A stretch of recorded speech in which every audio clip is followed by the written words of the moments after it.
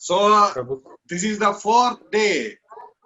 God has blessed us to continue our sermon series, the workers training.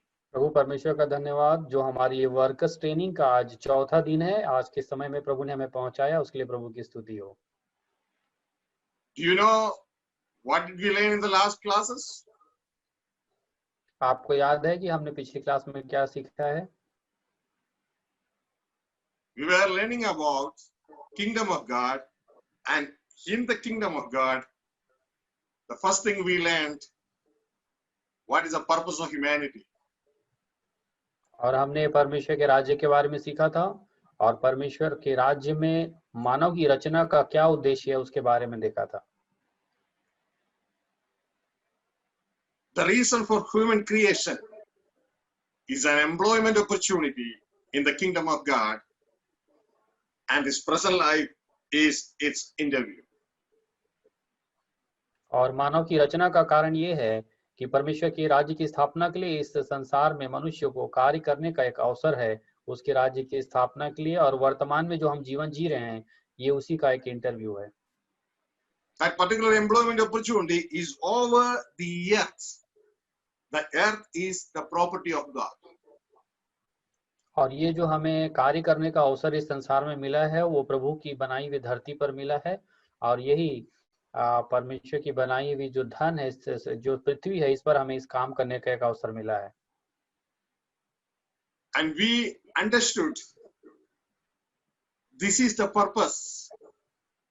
God created you and me, and that particular purpose is the purpose of all purposes in our life. और हमने देखा पिछले दिनों कि परमेश्वर ने हमें इसी कारण से रचा है और बहुत सारे उद्देश्यों को पूरा करने के लिए एक महत्वपूर्ण उद्देश्य से हमें रचा है।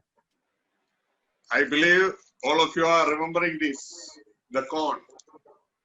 मैं विश्वास करता हूं कि आप सबको ये कौन जो है पेपर का कौन का कहानी याद होगा।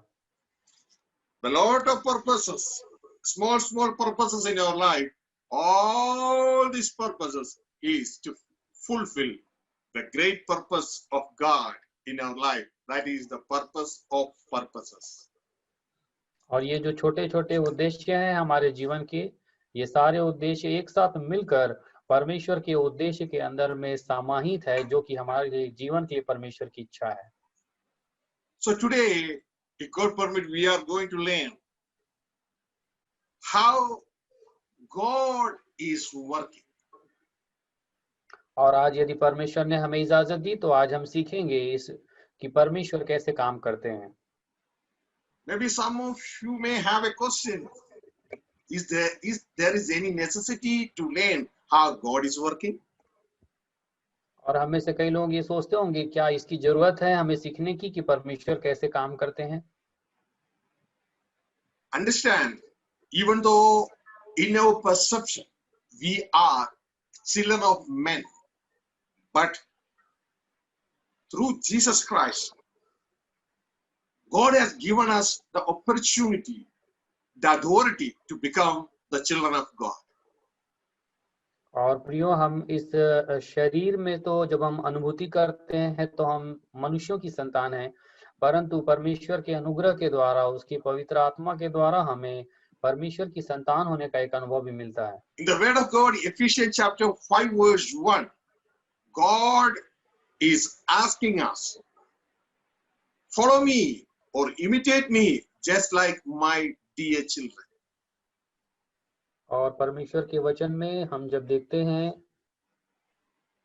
इफिसियों की पुस्तक उसके 5 अध्याय के पहले वचन में, तो किस प्रकार जैसे अपने एक बच्चे को उसके पिता बुलाते हैं, वैसी परमेश्वर कहते हैं, हे प्रिय बालकों के समान परमेश्वर का अनुकरण करो।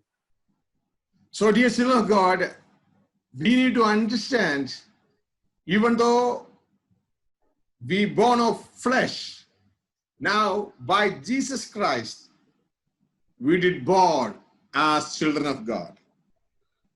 परमेश्वर के प्रिय संतानों, ये बातें हमें जानने की जरूरत है। वैसे तो हम शरीर के भाव में उत्पन्न हुए हैं, परंतु यीशु मसीह के द्वारा हम परमेश्वर की संतान हैं।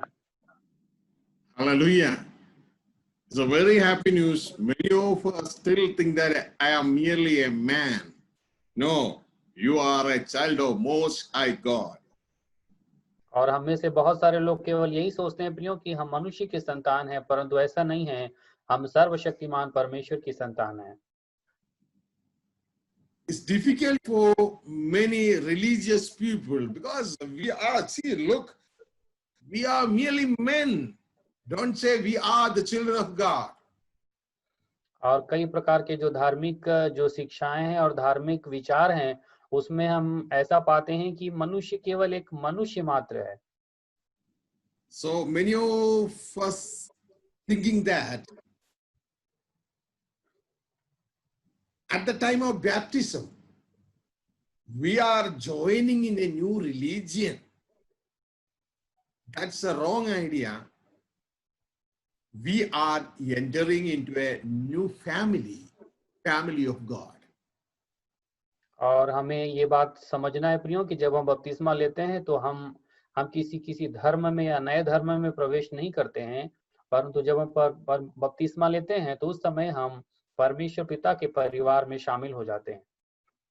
We are entering into the new family for us, but this is the oldest family, the kingdom of God. और बपतिस्मा के द्वारा जिस नए परिवार में हम परमेश्वर के शामिल होते हैं, ये परिवार हमारे लिए तो नया है, परंतु ये परमेश्वर का परिवार बहुत पुराना है। Who are we in this family? और हम इस परिवार में क्या हैसियत रखते हैं? Where God says we are God's children. परमेश्वर के वचन में लिखा है कि हम परमेश्वर की संतान हैं। In 1 John chapter 3 verse 1, it's narrated like this. पहला यूहन्ना की पुस्तक 3 अध्याय उसके पहले वचन में इस प्रकार लिखा हुआ है, Behold, what manner of love the Father has bestowed upon us, that we should be called the sons of God. देखो पिता ने हमसे एक ऐसा प्रेम किया है कि हम परमेश्वर की संतान कहलाएं। Just call yourself the son of God. आप अपने आप से कहिए, मैं परमेश्वर की संतान हूँ। Maybe it's not familiar to you, but still say, Bible says, I am a son of God. So I repeat, I say amen to all the Bible words, and I am repeating into my life, I am a child of God, a son of God. ये बातें हमारे समझने के लिए थोड़ा कठिन है, लेकिन परमेश्वर के वचन में यूं ही लिखा है और परमेश्वर यूं ही कहते हैं, इसलिए हम बाइबल के वचन को उठाना है और अपने आप के लिए अंगीकार करना है कि मैं परमेश्वर की संतान हूँ। So I need to imitate or follow my heavenly Father.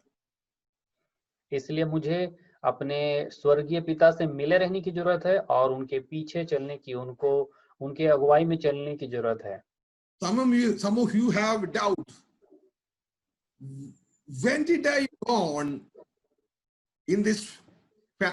Some of you have doubt. When did I born in this kingdom of God family? और हम में से कई लोग ऐसा शंका करते होंगे या विचार करते होंगे कि मैंने इस नए परिवार में जन्म कब लिया है। Dear child of God, when you accepted Jesus Christ as your Lord and Savior in your personal life, that moment, by faith, you entered into the greatest kingdom, the kingdom of God, the greatest family, the kingdom of God.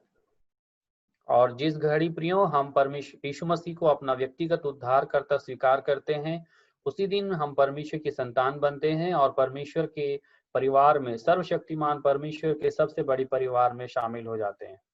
That day, you and me got the authority, the opportunity to become the sons of God.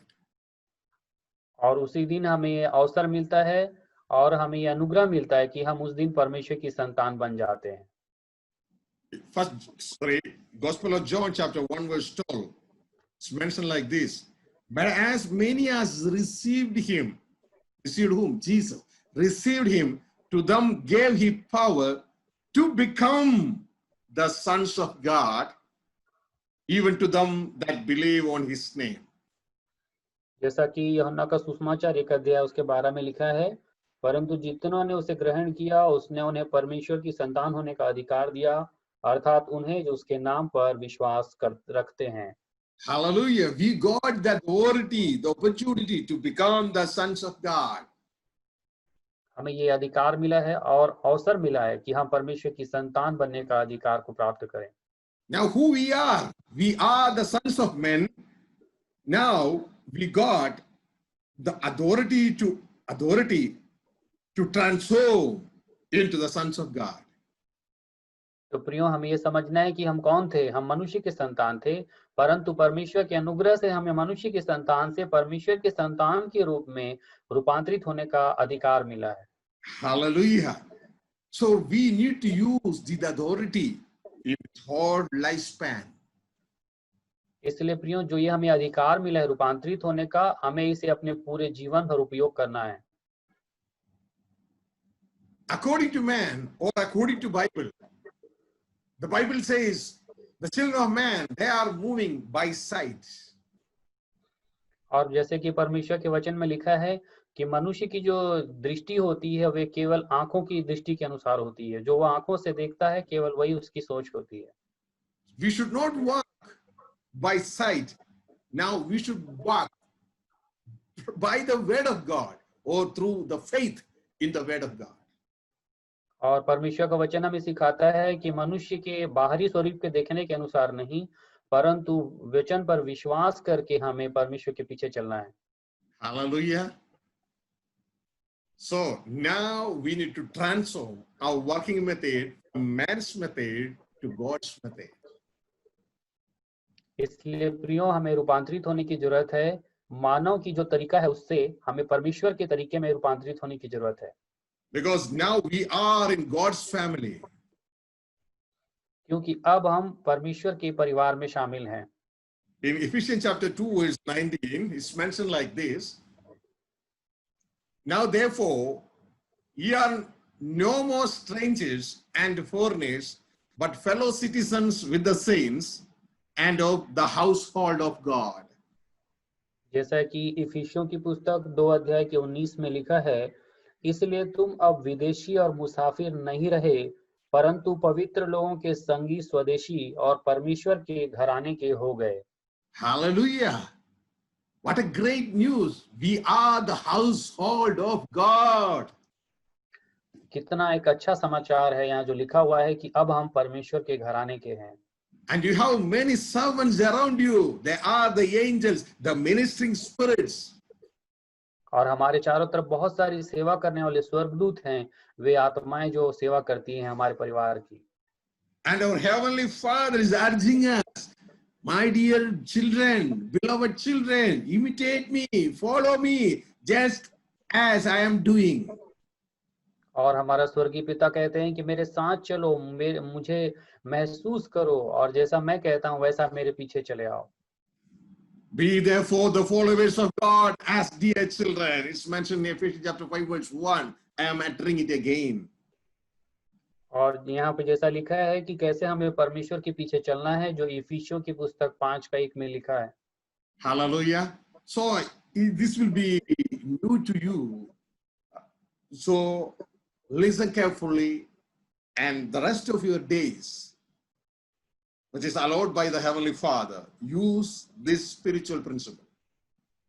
और प्रिय, हो सकता है आपके लिए नया होगा, लेकिन बहुत ध्यान से सुने और आने वाले अपने जीवन में इसे लागू करें। जो ये आत्मिक सिद्धांत हम सीखने जा रहे हैं उसको आप ध्यान से सुने।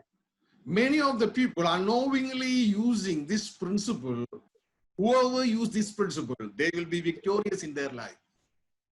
और कई लोग प्रियो अनजाने में इस सिद्धांत का उपयोग करते हैं और वे अपने जीवन में एक विजयी जीवन को प्राप्त करते हैं। Hallelujah.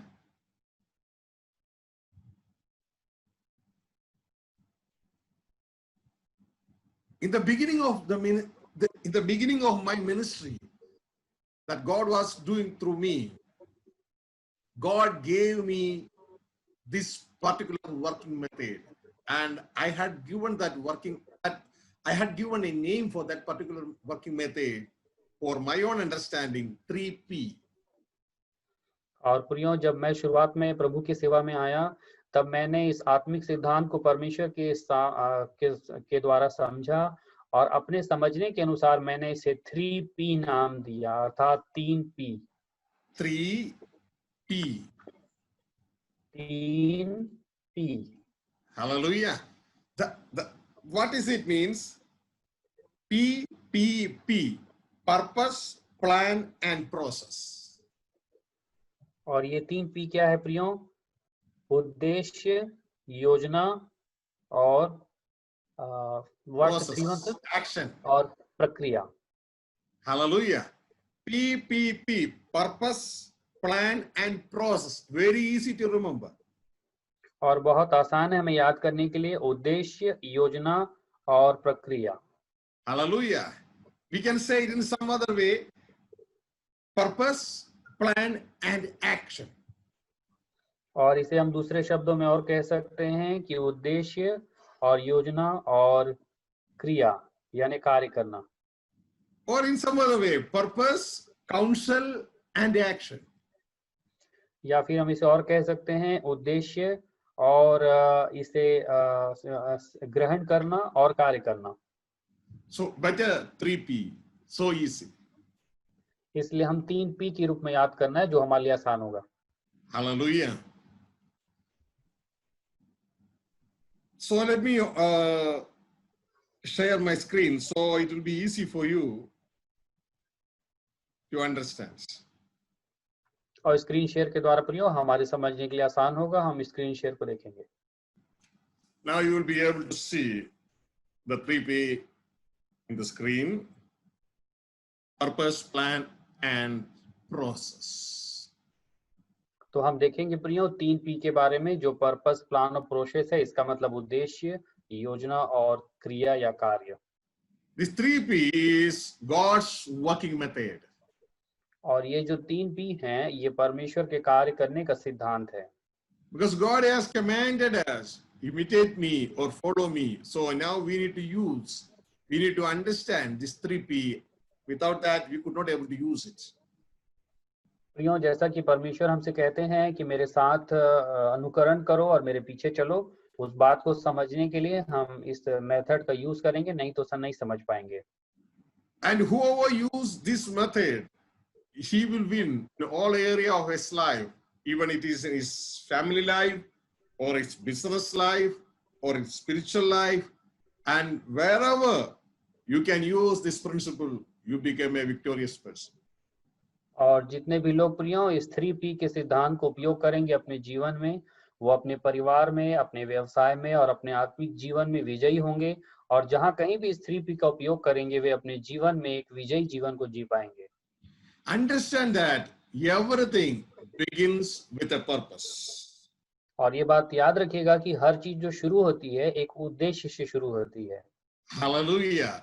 That's so the purpose is the foundation of all the plan and actions. और जितने भी जो योजना होती है या फिर कार्य होता है, उन सब का जो नींव होता है, फाउंडेशन, वो पर्पस अर्थात उद्देश्य होता है। So dear children of God, we may used to see the rock foundation or rubble foundation for our home or any other building all around these planets. और जैसा हम अपने घर को एक उदाहरण के रूप में देख सकते प्रियो, घर के अंदर बनाने से पहले हम किस प्रकार एक पत्थर की नींव हम बनाकर उसे पहले शुरू करते हैं। So similarly, the purpose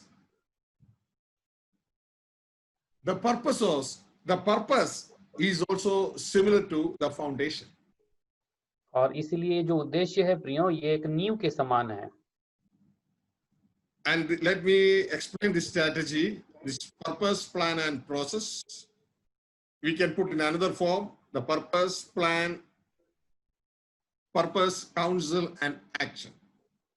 और प्रियो, और इस रीति को समझने के लिए हम इसे और आगे सरल शब्दों में बदल देंगे। यहाँ पर लिखा है पर्पस मतलब उद्देश्य, और प्लान के साथ में हमने काउंसिल मतलब परमेश्वर की योजना को ग्रहण करना, और प्रोसेस को यहाँ पर साथ में एक्शन अर्थात काम करना या क्रिया करना। it's just like building a home, building a house. बिल्कुल समझ जाइए, ये जैसे एक प्रकार का घर बनाना है वैसा ही है। The purpose is the foundation, and on the top of this foundation, the walls will be built. That's the plan. And on the top of this walls, the roof will be laid. That is the action. और प्रियो, एक घर के निर्माण से हम इसे समझ सकते हैं, इसमें जो घर की जो नींव है ये पर्पस है, और घर की जो ये दीवारें हैं ये प्लान या योजना है, और ये घर की जो छत बनी हुई है ये प्रोसेस या प्रक्रिया है। And this is the structure of the 3P. You will be able to see. और आप देख सकते हैं प्रियो, ये जो 3P है ये सामने बना हुआ है नक्शा में, इसे हम देख सकते हैं 3P कैसे बना हुआ है।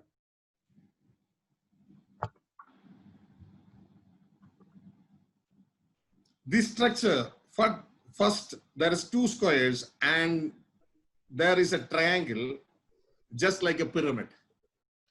और हम यहाँ देखते हैं प्रियो कि ये 2 जो है वो नीचे पे चौकोर आकार के बने हुए हैं और ऊपर में एक त्रिभुज आकार का, पिरामिड आकार का बना हुआ है।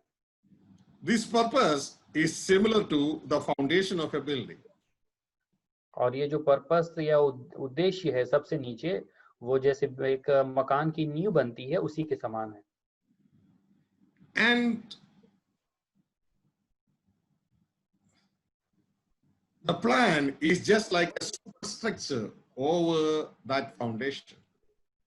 और ये जो प्लान है अर्थात जो योजना बनाना, वो इस घर की दीवार के समान है जो नींव के ऊपर बना हुआ है। And finally, the action is just like a roof. Along with the action, that project will finish.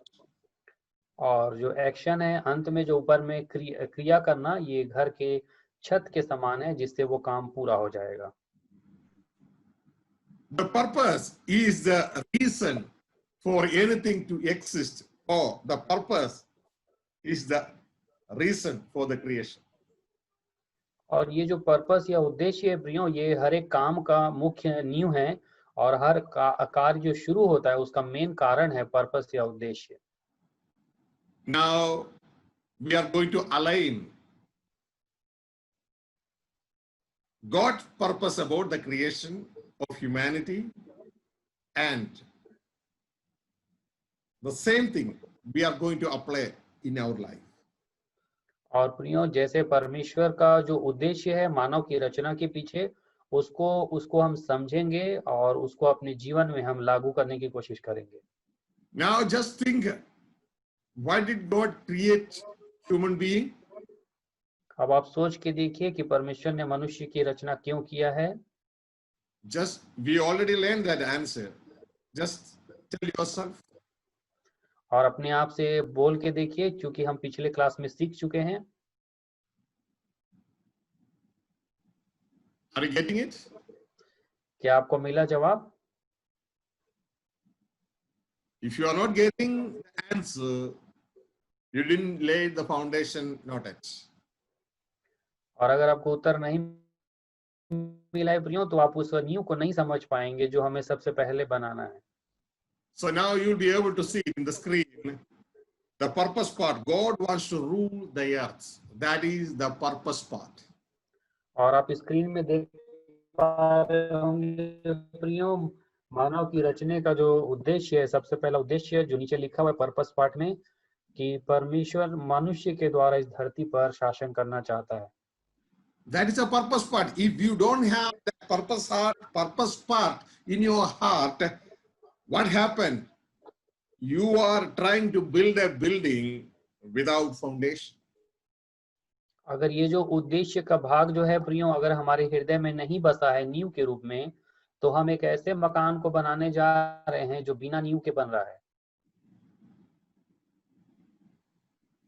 And just think, suppose you don't have a home, you want to build a house. अब आप सोच के देखिए, विचार करके कि आपका कोई घर नहीं है और आप एक घर बनाने जा रहे हैं। just think that, see, just forget about the previous one. Just think, see, our dear brother Anil, he don't have a house. He is looking for a house.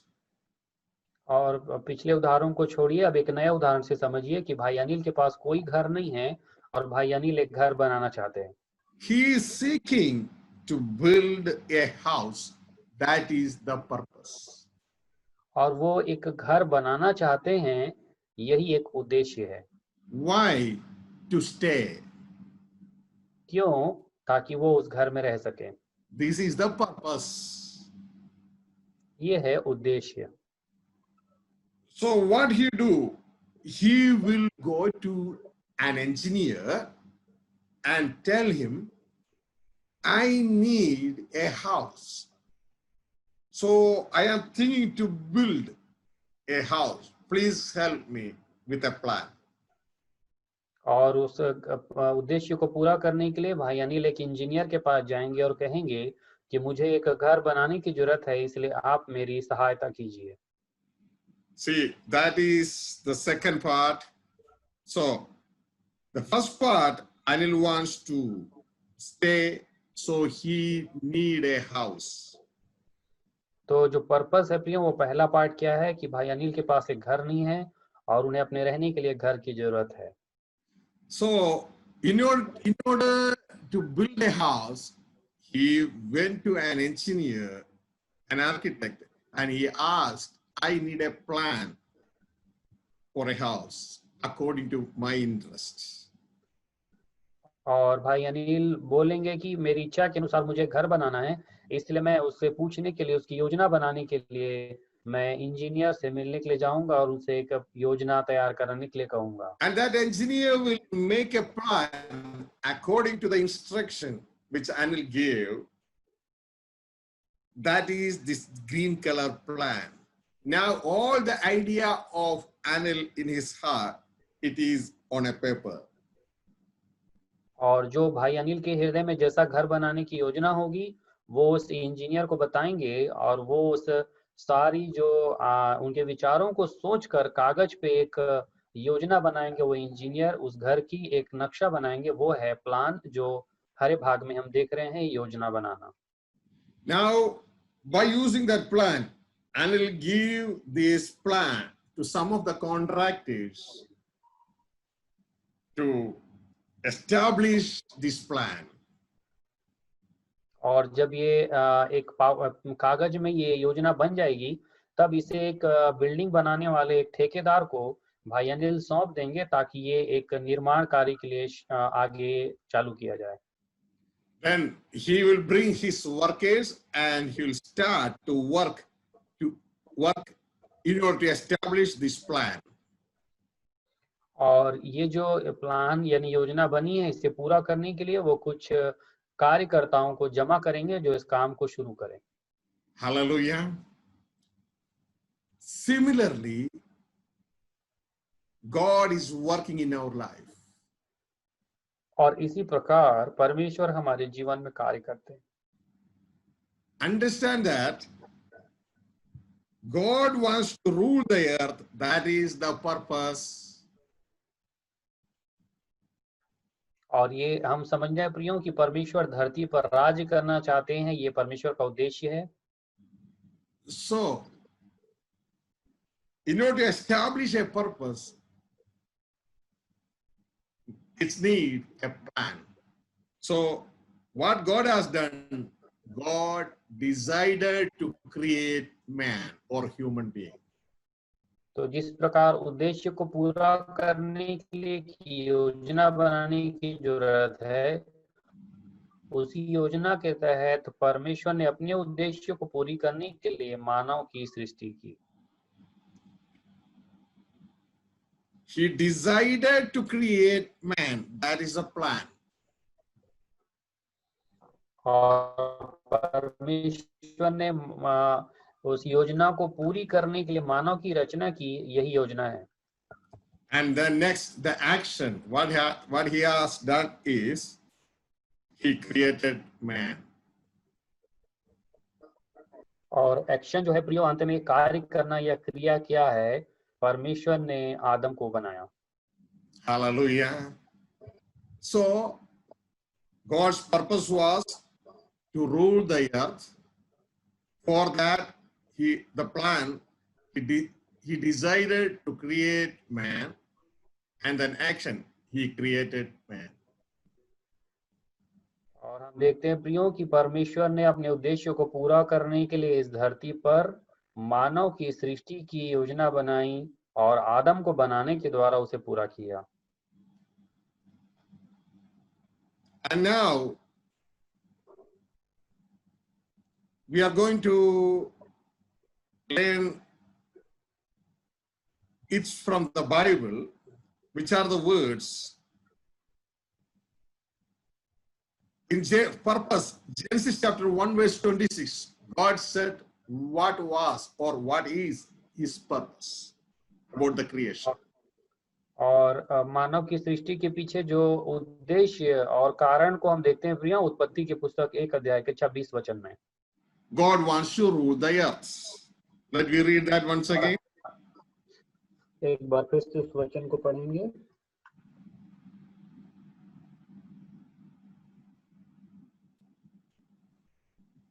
Oh Lord, I love you.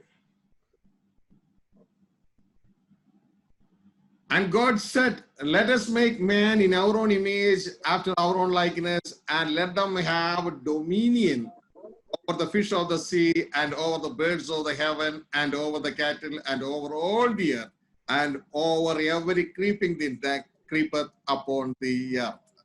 This is the purpose. God wants to rule the earth. और हम देखते हैं प्रियो कि इस सृष्टि पर परमेश्वर अधिकार रखना चाहते थे, इसलिए परमेश्वर ने कहा हम मनुष्य को अपने स्वरूप और अपनी समानता में बनाएं और वे समुद्र की मछलियों और आकाश के पक्षियों और घरेलू पशुओं और सारी पृथ्वी पर और सब रेंगने वाले जंतुओं पर जो पृथ्वी पर रहते हैं अधिकार रखे। यही परमेश्वर का उद्देश्य है मानव की रचना के पीछे। This is the purpose. God wants to rule the earth. This is the foundation of everything, or the purpose of all the purposes. और हम देखते हैं प्रियो कि परमेश्वर मानव के द्वारा जो इस धरती पर शासन करना चाहते थे, यही एक मुख्य उद्देश्य है और बाकी सभी उद्देश्यों के पीछे यही एक प्रमुख उद्देश्य है। And now the plan. Which word is furnishing the plan part? The same word is furnishing the plan part. He decided to create man. That is also in the same word. Genesis chapter 1 verse 26. The same word. और इस योजना को पूरी करने के लिए परमेश्वर ने योजना बनाई, वो भी हम उत्पत्ति की पुस्तक उसी 1 अध्याय के 26 वचन में पूरा होते हुए देखते हैं कि आओ हम मनुष्य को बनाएं। Hallelujah. And the action is in the next word, Genesis chapter 1 verse 27. What God has done there, he created man. और जो क्रिया है और जो प्रक्रिया है प्रियो एक्शन, वो उत्पत्ति की पुस्तक 1 अध्याय 27 वचन में होती है, जिसमें लिखा है कि परमेश्वर ने मनुष्य को उत्पन्न किया। And God created man in his own image. In the image of God created he him, male and female created he them. और यहाँ इस प्रकार लिखा है, तब परमेश्वर ने मनुष्य को अपने स्वरूप के अनुसार उत्पन्न किया और अपने ही स्वरूप के अनुसार परमेश्वर ने उसको उत्पन्न किया, नर और नारी करके उसने मनुष्यों की सृष्टि की। Hallelujah. And now we understood God's purpose and strategy, and now we are going to learn man's purpose and strategy. तो प्रियो हम अभी परमेश्वर की योजना और उसके तरीके को देखें, अब हम मनुष्य के उद्देश्य को और उसके तरीके को देखेंगे। The man's purpose is also same as God's purpose. The purpose will never change. Purpose is in the heart of God. और मनुष्य का भी जो उद्देश्य है प्रियो वो उसी प्रकार है जो परमेश्वर का है वह जो परमेश्वर के हृदय में है वही उद्देश्य मनुष्य के भी है। Means the kingdom of God on earth is the reason for the creation of humanity. और हम देखते हैं कि इस धरती पर अधिकार रखना जो परमेश्वर की जो योजना है वही मानव की भी सृष्टि की योजना है। But here the plan is different. लेकिन हम यहाँ देखते हैं कि उद्देश्य तो वही है लेकिन जो योजना है वो अलग है। The plan is Genesis chapter 1 verse 28.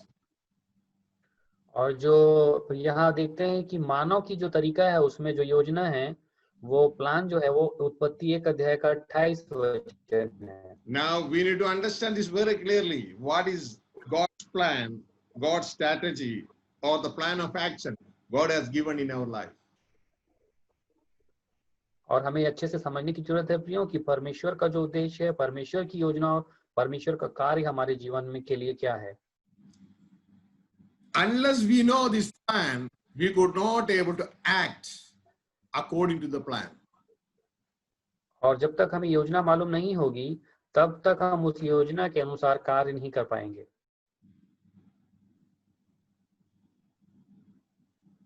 Let's read Genesis chapter 1 verse 28 so we will be able to understand what is the strategy, the plan of action that God has blessed us with.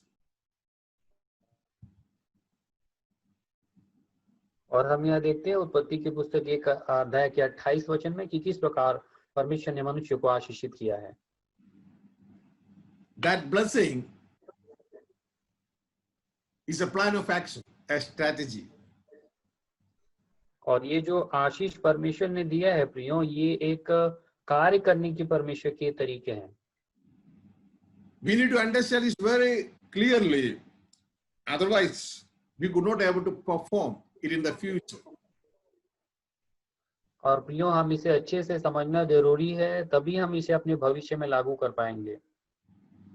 Let me read that particular word. And God blessed them, and God said unto them, be fruitful and multiply and replenish the earth and subdue it and have dominion over the fish of the sea and over the birds of the heaven and over every living thing that moveth upon the earth. और उत्पत्ति 1:28 में हम पढ़ते हैं और परमेश्वर ने उनको आशीष दी और उनसे कहा फूलो फलो और पृथ्वी में भर जाओ और उसको अपने वश में कर लो और समुद्र की मछलियों तथा आकाश के पक्षियों और पृथ्वी पर रेंगने वाले सब जंतुओं पर अधिकार रखो। It is just like a palm strategy. You know, this is palm. Like a palm strategy, it's having 5 floors. और इसे हम एक पंजे के ही तरीके से समझ सकते हैं प्रियो, जिस प्रकार हमारे हाथ में 5 उंगलियां हैं उसी से हम समझ सकते हैं। Here, the word of God says, first thing you need to do is fruitful, then you need to be multiplied, then you need to replenish the earth, and then subdue it. And the final thing is going up, dominion, like a king. और प्रियो हम इस 28 वचन को उत्पत्ति 1 अध्याय के उसको अपने हाथ के 5 उंगलियों के हिसाब से समझ सकते हैं, जो परमेश्वर ने कहा पहला फूलो फलो, दूसरा पृथ्वी में भर जाओ और तीसरा उसको अपने वश में कर लो और चौथा इन मछलियों और आकाश के पक्षियों और रेंगने वाले जंतुओं पर अधिकार रखो और इन पर अधिकार रखो, अपने वश में कर लो और सबसे महत्वपूर्ण चीज है इस सब के ऊपर 5वां अधिकार रखो। Hallelujah. Just repeat after me. So we don't need to read that. See, first thing, fruitful. सबसे पहले फूलो फलो, Then multiply. और पृथ्वी में भर जाओ, Then replenish. Replenish, just like a distribution network, cover the whole earth. Replenish.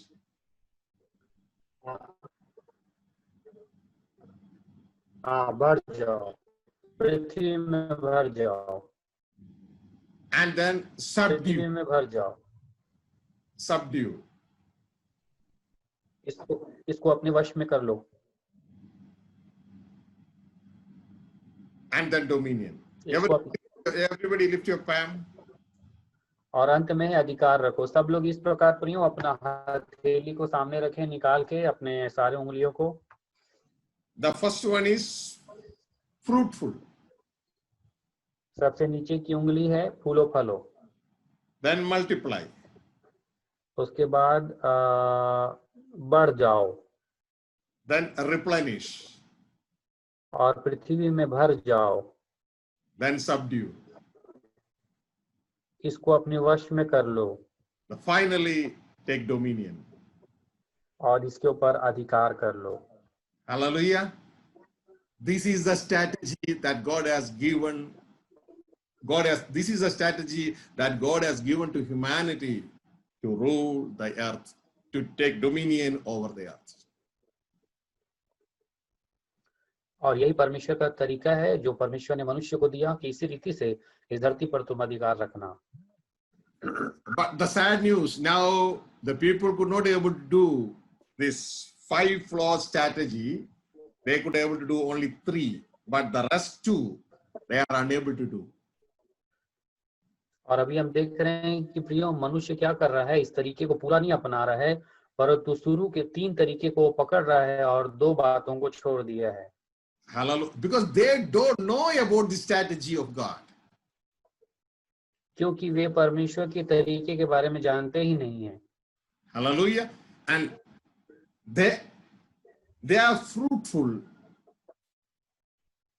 and they are multiplying and they are replenishing the whole earth through marriage, but they could not able to subdue and dominion. और प्रियो देखते हैं कि मनुष्य ने क्या किया, आशीष को पाया और फूला फला और पृथ्वी में भर गया। ये 3 काम तो वो पूरा कर लिया शादी ब्याह करके, लेकिन बाद में जो 2 काम है, अपने वश में कर लो और अधिकार में रखो, ये वो नहीं कर पाया। Subdue and dominion, they are not even thinking about it. और मनुष्य जो है इसको वश में अपने रखने की और अधिकार में रखने के बारे में सोचता भी नहीं है। Instead of they subdue everything over earth, the death is subduing them. और हम देखते हैं कि मनुष्य को इन सब चीजों को अपने वश में करना था, परंतु उल्टा हो गया कि मृत्यु ने सबको अपने वश में कर लिया है। Hallelujah. And whenever we turn to Jesus Christ, Jesus is asking his church, subdue, be an overcomer, and overcomer will inherit this. They are going to take dominion over earth.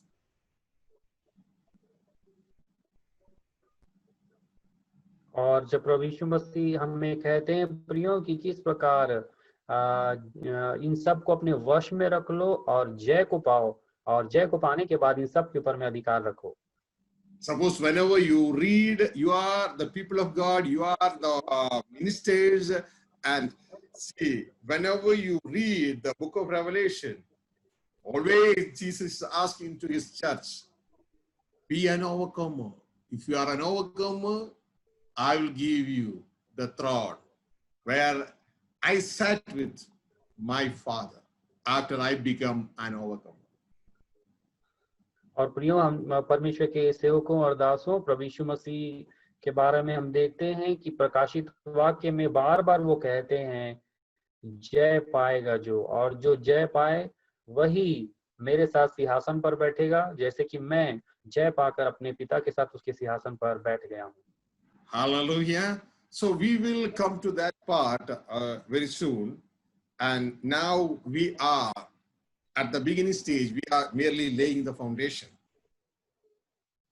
और उस बातों को समझने के लिए हम बाद में पहुंचेंगे प्रियो, परंतु अभी हम नींव की शुरुआत की बातों को समझ जाएं।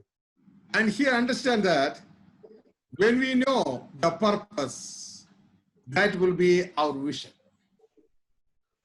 और प्रियो, जब हम अपने उद्देश्य को जान जाएंगे तभी वो हमारा दर्शन बन पाएगा। If we won't have the vision, what will happen is we will perish. और प्रियो, अगर हमारा दर्शन सही नहीं होगा तो क्या होगा? हम नाश हो जाएंगे। See, when we know the purpose is the foundation of anything, everything. If you know the purpose, we will get the vision. If you won't have that vision, we will perish. और प्रियो, हम देखते हैं उद्देश्य क्या है। उद्देश्य जो है परमेश्वर का किसी भी कार्य को, जो कार्य को करना है, वो उसकी नींव है। और अगर इस नींव को ही हम नहीं समझ पाए तो हमारा बाकी सब जो कार्य है वो व्यर्थ हो जाएगा। So what is God's purpose? God's purpose, He need to rule earth, His property through men. और परमेश्वर का उद्देश्य क्या है प्रियो? कि वो उसकी संपत्ति जो धरती है उस पर अधिकार रखना चाहता है मानव के द्वारा। Kingdom of God on earth. परमेश्वर के राज्य की स्थापना इस धरती पे। So each and every human being, they must be gripped with that vision. इसलिए हर मनुष्य को इस प्रकार के दर्शन उनके जीवन में होना चाहिए। Hallelujah. First, if you won't have that vision, you are just like a building without a foundation. और प्रियो, अगर हमारा ये दर्शन नहीं है तो हम एक ऐसे भवन का निर्माण करने जा रहे हैं जो बिना नींव के बन रही है। Let me repeat it. If you don't have this God's vision in our life, you are just like a building built without foundation. प्रियो, हम इस बात को अच्छे से समझ जाएं। अगर हम परमेश्वर की योजना पर नहीं चल रहे हैं, उसके दर्शन के अनुसार हम नहीं हैं, तो हम एक ऐसे भवन को बनाने जा रहे हैं जो बिना नींव के है। So we must know this purpose, and we should know what was the action, the plan, the strategy, the plan of action that God has given us in order to fulfill this purpose. और जब हम प्रियो परमेश्वर के इस उद्देश्य को समझ जाएंगे और उस दर्शन को पाएंगे, तभी हम उसे कार्य को करने के लिए हम परमेश्वर की योजना को भी जान पाएंगे। And now we understood that plan is just like a palm strategy. और हमने अभी योजना को समझा है प्रियो। प्लान क्या है? जैसे हम अपने अभी हथेलियों के द्वारा, हमने 5 उंगलियों के द्वारा सीखा। And now next is the action. और हम देखेंगे कार्य करना क्या है। So in order to fulfill that, God told to Adam, you should do this, you should not do this. और हम देखते हैं कि कार्य, इन सब योजनाओं को पूरा करने के लिए परमेश्वर ने आदम को कार्य दिया कि ये तुम्हें करना है और ये नहीं करना है। That is this yellow part, the action. और ये जो ऊपर में पीला भाग बना हुआ है कोन का, यही है क्रिया जो हमें करना है, क्या काम करना है। In Genesis chapter 2 verse 15, God told Adam, you have to do this thing. और उत्पत्ति की पुस्तक 2 अध्याय उसके 15 वचन में हम देखते हैं परमेश्वर ने आदम को कहा था कि तुम्हें ये काम करना है। And Jehovah God took the man and put him into the garden of Eden to dress it and to keep it. अब यहोवा परमेश्वर ने आदम को लेकर अदन की वाटिका में रख दिया कि वह उसमें काम करे और उसकी रक्षा करे।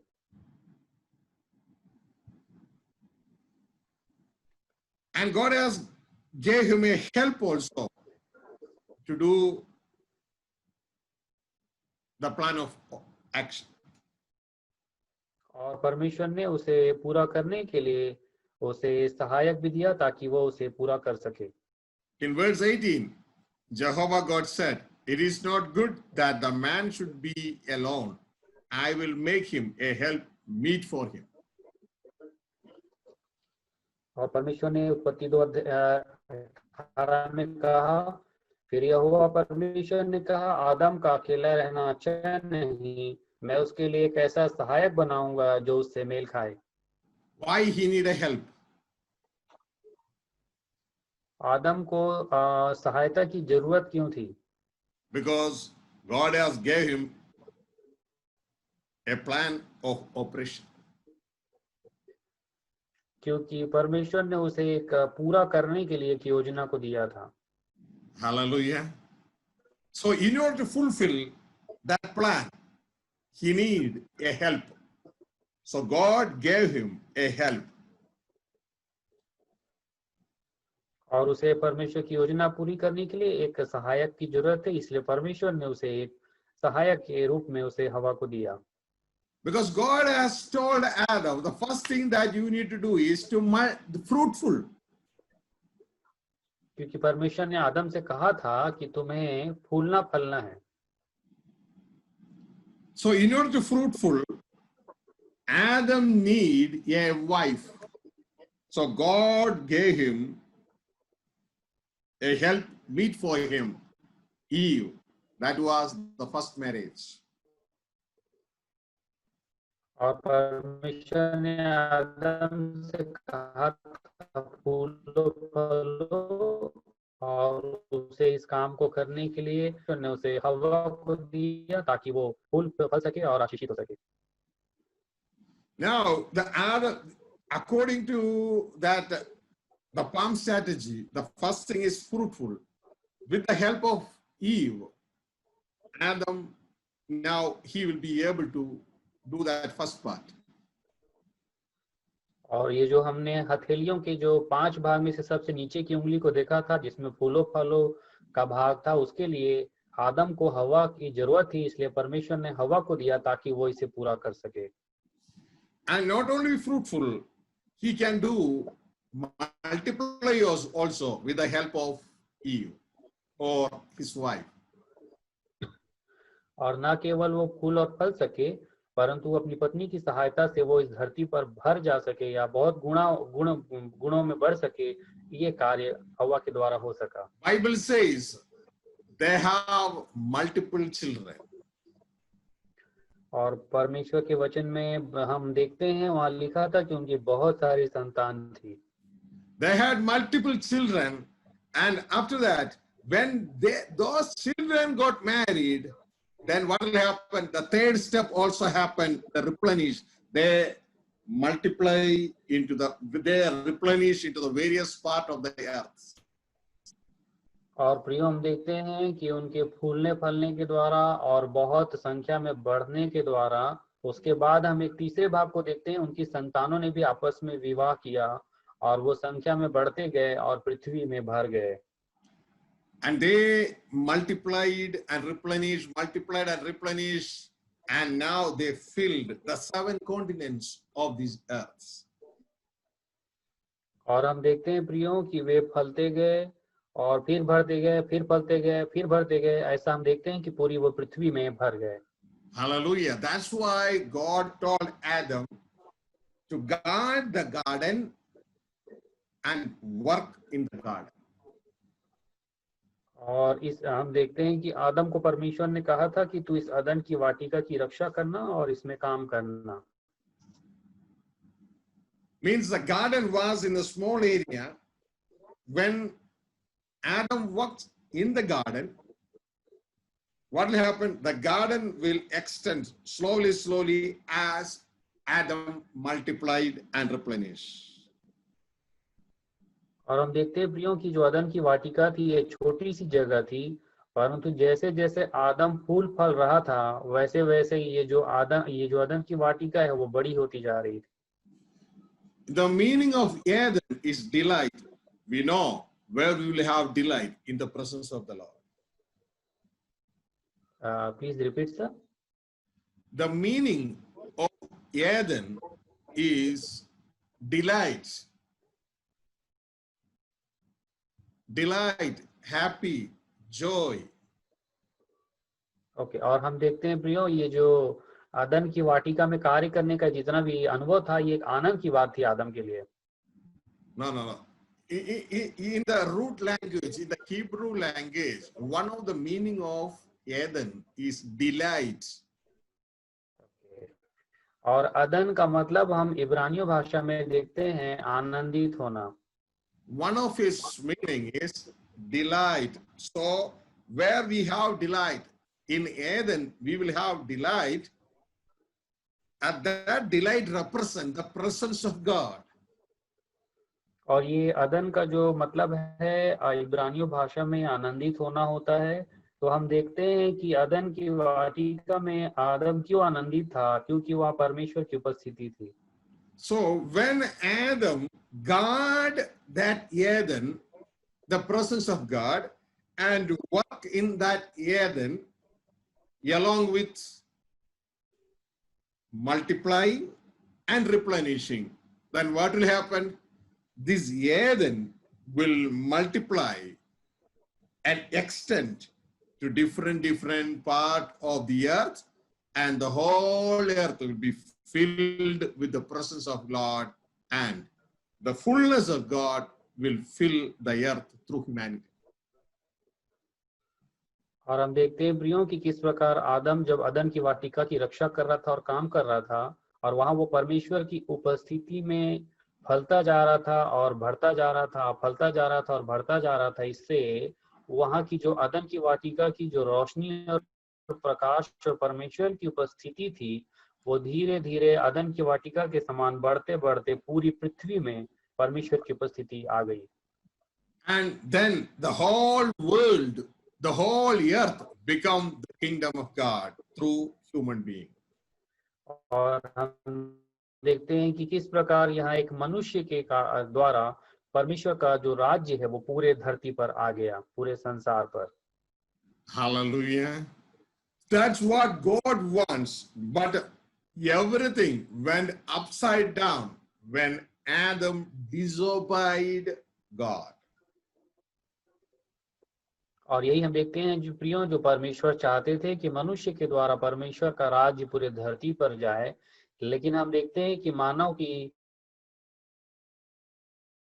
और आदम की अनाज्ञाकारिता के कारण सब Hallelujah. कुछ उलट पुलट See, हो गया. dear servants of God, what did we understand?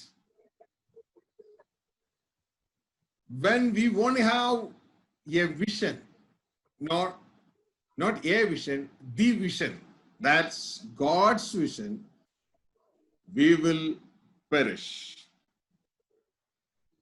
तो प्रियो, हम समझ सकते हैं कि अगर परमेश्वर का महान दिया हुआ दर्शन हमारे जीवन में नहीं होगा तो हम नष्ट हो जाएंगे. In Proverbs chapter 29 verse 18, the word of God says like this, where there is no vision, the people perish.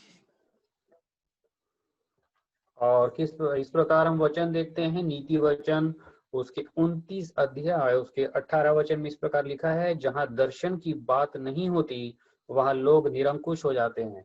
Hallelujah.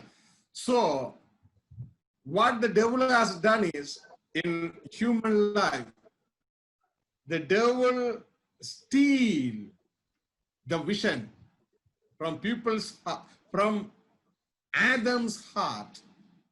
So, the rest of the humanity, they came into this planet without God's vision. और हम देखते हैं प्रियो कि शैतान ने आदम के हृदय से इस परमेश्वर के दर्शन को चोरी कर लिया, इसलिए उसके आदम के अब जितनी भी संतान उत्पन्न हुई है इस सृष्टि में, वो बिना परमेश्वर के दर्शन की उत्पन्न हो रही है. So each and every human, those they born into this earth, they don't know the purpose of their birth. और इसलिए अभी जितने भी मानव इस धरती पर पैदा हो रहे हैं, वे ये जानते ही नहीं है कि उनके पैदा होने का उद्देश्य क्या है.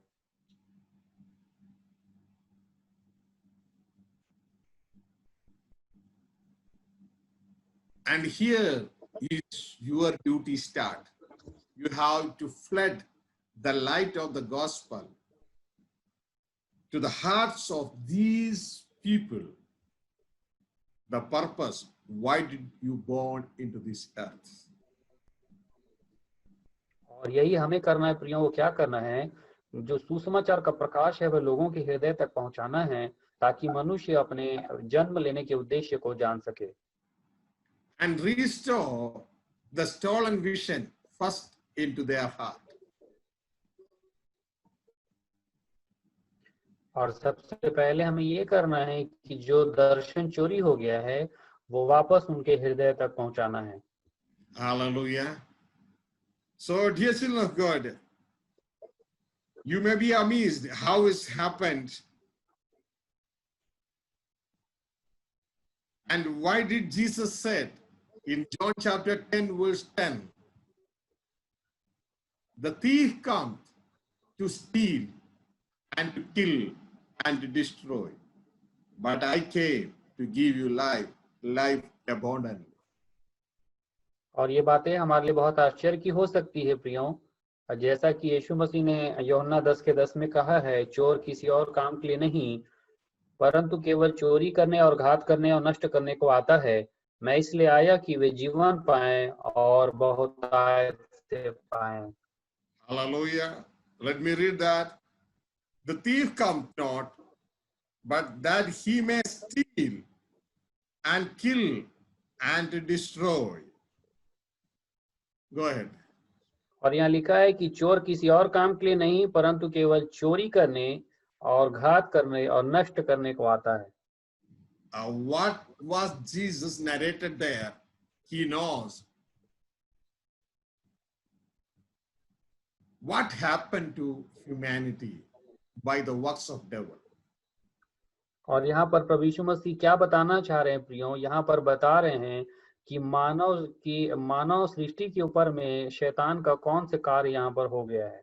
The first thing which has happened to humanity, their vision has been stolen. और सबसे पहली घटना जो मानव के साथ हुई है प्रियो, वो ये हो गई है कि उसका दर्शन जो है वो चोरी हो गया है। The next thing what devil has done in their life, he killed humanity through disobedience. और दूसरी चीज शैतान के जीवन में क्या करता है, उनको नष्ट करने का काम करता है अनाज्ञाकारिता के द्वारा। And the third thing what devil is doing right now, he is destroying the humanity.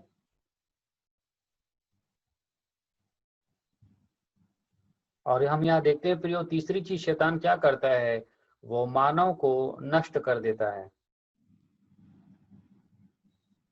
So as an evangelist, as a man of God, the first thing what we need to do is to restore the stolen vision. और प्रियो, एक सुसमाचार प्रचारक होने के नाते और एक सेवक होने के नाते हमें सबसे पहले क्या करना है, हमें चोरी किए हुए दर्शन को फिर से पुनः स्थापित करना है। Hallelujah. The next thing is the born again. और उसके बाद जो करना है वो है नया जन्म हमें पाना है। And the third thing is building him by using the word of God, or build him by the truths. और उसके बाद हमें उसे बनाना है प्रियो परमेश्वर के कार्यों के द्वारा और सच्चाई के द्वारा। Hallelujah. So this we need to explain a lot, but I am not going to explain this now, because why did God has sent me into this part? In order to understand that, the first thing what we need to do is to restore the stolen vision. और इस भाग में परमेश्वर हमें इसलिए सीखने के लिए लेके गए प्रियो, ताकि हम इस बात को समझ जाएं कि किस प्रकार दर्शन जो है वो चोरी हो गया है। You know that we need to follow Jesus Christ.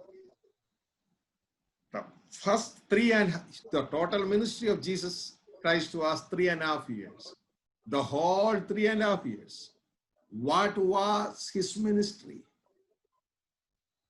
और हम देखते हैं प्रियो कि यीशु मसीह की जो सेवकाई का जो अवधि था वो 3.5 वर्ष का था। तो इन 3.5 वर्ष की अवधि में यीशु मसीह ने क्या सेवा किया? He was doing the first part. He was restoring the stolen vision. और उन्होंने इन 3.5 साल की अवधि में क्या किया प्रियो? पहले काम को पूरा किया, जो है उस दर्शन को फिर से पुनर्स्थापित करना। What was that? जो चोरी हो गया था वो जो दर्शन वो क्या है प्रियो? The gospel of the kingdom of God, Genesis chapter 1 verse 26, the purpose, it has been stolen from people's heart. और वो पहला भाग क्या है जिसे वो पुनर्स्थापित करना चाहते थे प्रियो? वो परमेश्वर का उद्देश्य है, जो हमने देखा उत्पत्ति की पुस्तक 1 अध्याय के 26 वचन में, जो उद्देश्य था, जो दर्शन चोरी हो गया था। So what was Jesus' first message? The kingdom of God is coming. Dear children of God, repent. इसलिए हम देखते हैं प्रियो कि प्रभु यीशु मसीह का पहला संदेश क्या था? परमेश्वर का राज्य पास आ रहा है, परमेश्वर के प्रिय संतानों, मन फिराओ। Little flock, fear not. God, your heavenly Father, wants to give you the kingdom over earth. हे छोटे झुंड, मत डर, क्योंकि पिता को यही भाया है कि वह तुझे राज्य दे इस धरती पर।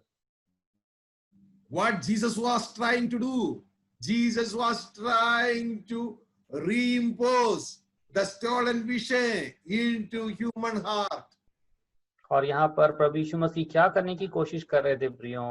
वो चोरी हुए उस परमेश्वर के दर्शन को मनुष्य के हृदय में पुनः स्थापित कर रहे थे। Hallelujah. Because this vision have its own power. Once the vision has been established in human heart, just like a foundation, it will generate its own power and fulfill all its remaining constructions. और प्रियो, इस दर्शन में को परमेश्वर स्थापित क्यों करना चाहते हैं? क्योंकि ये दर्शन ही सामर्थ है हमारी। ये दर्शन जब हमारे जीवन में आएगा तब एक नींव का निर्माण होगा, जो कि परमेश्वर का उद्देश्य है। और नींव के बनने के बाद जिस प्रकार मकान बनता है, उसी प्रकार इस नींव को हम पा जाएंगे, तो हमें सारे कार्यों को पूरा करने के लिए शक्ति और सामर्थ्य इसी नींव के द्वारा मिलेगा। That's why in the last class we did think about the power of the gospel. In Romans chapter 1 verse 16 is saying that the gospel has the power to transform people. और इसीलिए हमने पिछले क्लास में इसकी सामर्थ्य के बारे में देखा तब प्रियो, रोमियो की पुस्तक 1 अध्याय के 16 वचन में, कि परमेश्वर का जो सुसमाचार है वो परमेश्वर की सामर्थ्य है, जो सभी चीजों को सामर्थ्य देती है। Dear people of God, tonight I'm giving you an assignment. Just think, why did Jesus preach kingdom of God throughout his ministry 3.5 years without preaching any other subjects? तो प्रियो, मैं आपके लिए एक कार्य देना चाहता हूँ, आपके लिए एक असाइनमेंट है कि आप इस बात को समझें और समझें कि पूरे 3.5 साल की सेवकाई में प्रभु यीशु मसीह ने परमेश्वर के राज्य के बारे में ही क्यों प्रचार किया और किसी दूसरे विषय के बारे में क्यों नहीं बोला। He didn't preach healing, but he healed people. उन्होंने चंगाई का प्रचार नहीं किया, परंतु उन्होंने चंगा जरूर किया लोगों को। He didn't preach about food and clothing, but he gave people food. और वहां पर भोजन और कपड़ों के विषय में प्रभु ने प्रचार नहीं किया, परंतु उन्होंने लोगों को भोजन जरूर दिया। And he didn't give an explanation how to cast out devil and all, but he cast the devil out. और उन्होंने वहां पर दुष्ट आत्माओं को निकालने का प्रदर्शन नहीं किया, परंतु उन्होंने दुष्ट आत्माओं को निकाला। All he preached the kingdom of God. Why did he preach the kingdom of God throughout his life? You need to sit before God and think. Tonight, and the rest of the day, and you need to find out an answer. और प्रियो, आज की रात और इसके आगे वाले दिनों के प्रत्येक दिनों में परमेश्वर के चरणों में बैठकर हम इस बात को सोचना शुरू करें कि प्रभु यीशु मसीह ने अपने पूरे 3.5 साल की सेवकाई में परमेश्वर के राज्य का ही सुसमाचार क्यों प्रचार किया। His first message was the kingdom of God. His last message was the kingdom of God.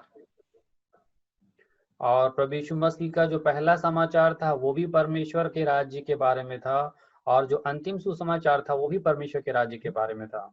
In between, all his message was the kingdom of God. और इन दो समाचारों के बीच में भी जो पूरा संदेश था वो भी परमेश्वर के राज्य के बारे में सुसमाचार था। Book of Acts is starting with the kingdom of God. Book of Acts is ending with the kingdom of God. और प्रेरितों के काम शुरू होता है परमेश्वर के राज्य के प्रचार से, और प्रेरितों का काम खत्म भी होता है परमेश्वर के राज्य के प्रचार से।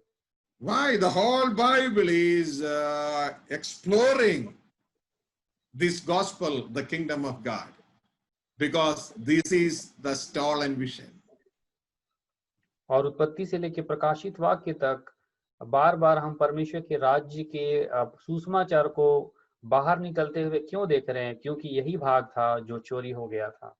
Hallelujah. So first thing, we need to restore the stolen vision in our heart, and when we are going to evangelize the whole world, that's what we need. Restore the purpose of humanity into their heart and start from Jesus Christ in order to reach there.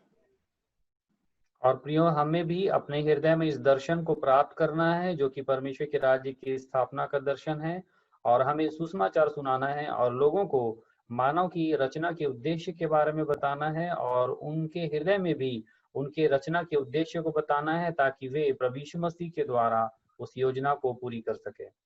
Why we need to lay this first? और हमें इन सब चीजों को पहले समझने की जरूरत क्यों है? Because if something start without the right foundation, it will perish. क्योंकि प्रियो, अगर कोई चीज सही नींव के द्वारा निर्मित नहीं होगी तो वह नष्ट हो जाएगी। Our cornerstone is Jesus Christ, and we are builded on it by the Holy Spirit, and day by day that building that is advancing it into its fullness. और प्रियो, हम जैसे जानते हैं कि हमारे लिए कोने का पत्थर हमारा यीशु मसीह है, और उस पत्थर के ऊपर पवित्र आत्मा के द्वारा हम बनते जा रहे हैं, और पवित्र आत्मा के द्वारा बनते बनते ये एक दिन पूरा हो जाएगा। Why God is building us in the foundation of Jesus Christ, and in Jesus Christ by the Holy Spirit? Why He's building us? प्रियो, हम देखते हैं कि परमेश्वर जो हमारा निर्माण है वो प्रभु यीशु मसीह को नींव बनाकर या प्रभु यीशु मसीह में पवित्र आत्मा के द्वारा क्यों करना चाहते हैं? In order to fulfill His purpose. What is the purpose? Purpose is that God wants to rule the earth, or establish kingdom of God on earth. और ऐसा इसलिए है प्रियो क्योंकि परमेश्वर अपने उद्देश्य को पूरा करना चाहते हैं, जो कि है कि मानव के द्वारा वो इस धरती पर अपने राज्य की स्थापना करे। Through Jesus Christ, God is doing that particular purpose. That's why we need to establish the purpose of God in human heart. That should be the first step, just like what Jesus done in his life. और परमेश्वर की उस जो उद्देश्य है उसको हमें पूरा करने के लिए यीशु मसीह की सहायता की जरूरत है प्रियो, और यीशु मसीह वो नींव है, और हम देखते हैं उसी के द्वारा हम परमेश्वर के दर्शन को और उस उद्देश्य को पूरा कर पाएंगे जो कि प्रभु यीशु मसीह ने भी अपने जीवन में वही किया था। Because if you won't lay the foundation first, I mean the vision first, what will happen? The people perish.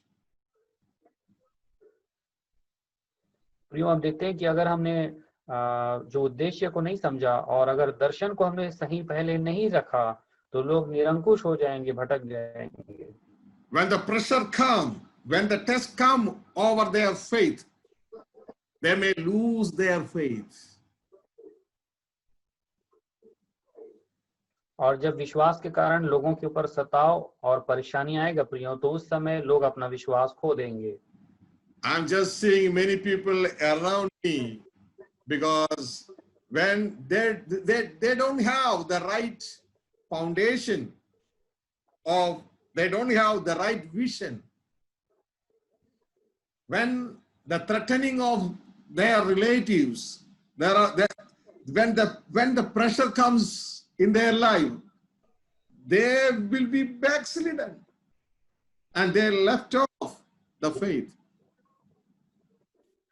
जैसा कि मैं अपने आसपास के लोगों को देखता हूं प्रियो कि वे उनके जीवन में जब ये उद्देश्य या दर्शन सही नहीं होता है तो उनके जीवन में जब उनके रिश्तेदारों के द्वारा जब सताव की परिस्थितियां आती है तो वो विश्वास से गिर जाते हैं और बहुत सारे लोग विश्वास से भटक जाते हैं। So first of all, we need to lay this foundation, the vision in their heart. That vision is the gospel of the kingdom of God. That's what Jesus taught in Matthew chapter 6 verse 33. First seek the kingdom of God. इसलिए प्रियो हमें पहला चीज क्या करना है और वो है परमेश्वर के राज्य की जो दर्शन है उनको लोगों के हृदय में स्थापित करना है ताकि उनके द्वारा वो उनका नींव सही हो सके। और जैसा कि प्रभु यीशु मसीह ने मत्ती 6:33 में कहा कि पहले परमेश्वर के राज्य और उसके धर्म की खोज करो तो बाकी वस्तुएं तुम्हें मिल जाएंगी। Look into this. Here what we're able to see is first God wants to rule the earth. That is the purpose. For that purpose God decided to create man and God created Adam. तो हम देखते हैं प्रियो कि परमेश्वर का उद्देश्य था कि परमेश्वर इस धरती पर राज्य करे, इसलिए उन्होंने योजना को पूरी करने के लिए मनुष्य की सृष्टि की और उसको कार्य के रूप में लाने के लिए आदम को रचना किया। But what was the sad news? All of us knows through disobedience, Adam chose death in his life. और हम देखते हैं कि यहाँ पर कौन सी घटना हुई है, आदम की अनाज्ञाकारिता के कारण उसने मृत्यु को ले आया अर्थात चुन लिया। And this plan of action failed. और हम यहाँ देखते हैं ये जो योजना और जो कार्य होना था वो यहाँ पर असफल हो गया। See, because of the disobedience of Adam, this action failed. Purpose never failed, but action failed. तो हम यहाँ पे देखते हैं प्रियो कि आदम की अनाज्ञाकारिता के कारण ये जो है यहाँ जो कार्य होना था अर्थात वो एक्शन जो होना था वो असफल हो गया। So God's purpose will never change and it will never fail. But when men disobey God, then God's hammer will come upon that human strategy, and God wants to bring back everything in order to fulfill God's purpose.